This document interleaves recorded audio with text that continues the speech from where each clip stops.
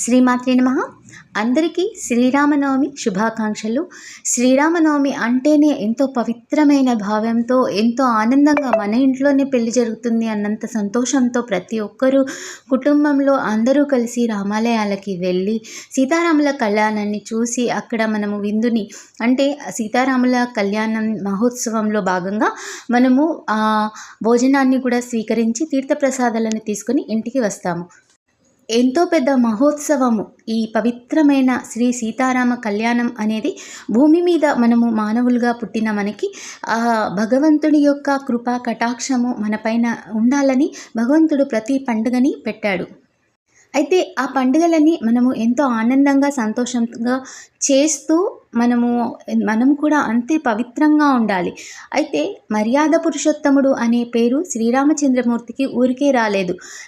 అవతార పురుషుడైన శ్రీరామచంద్రమూర్తి విష్ణుమూర్తి అవతారమైన సాక్షాత్తు విష్ణుమూర్తి అవతారమైన శ్రీరామచంద్రమూర్తి మానవ జన్మ ఎత్తిన తర్వాత ప్రతి ఒక్క పనిని అంటే తను ప్రతి ఒక్క కర్మని సంతోషంగా ఎంతో ధర్మబద్ధంగా చేస్తూ మర్యాద పురుషోత్తముడు అని పేరు తెచ్చుకున్నాడు. అంటే దాని అర్థం ఏమిటి అంటే మానవ జన్మ ఎత్తిన భగవంతుడైనా సరే ధర్మబద్ధంగా ఉంటూ ప్రతి కార్యాన్ని మనము ఎవరి ఎదుటి మనిషి యొక్క ఆత్మని బాధ పెట్టకుండా ఏ విధంగా అయితే నడుచుకుంటారో ఏది తప్పు ఏది కరెక్ట్ అనేది మనకి మన అంతరాత్మ చెబుతూ ఉంటుంది. అంతరాత్మలోనే రాముడు ఉన్నాడు అంటే సాక్షాత్తు రాముడు దిగివచ్చి మనకు చెప్పడం జరిగింది. ప్రతి ఒక్క మనిషిలో అంతరాత్మలో రాముడు ఉన్నాడు.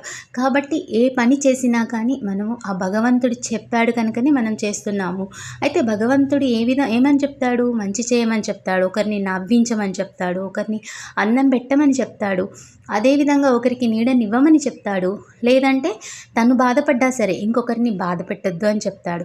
అయితే ప్రతి ఒక్క మానవుడు పుట్టింది కర్మానుసారమే సుఖదుఖాలు అనుభవించాలి.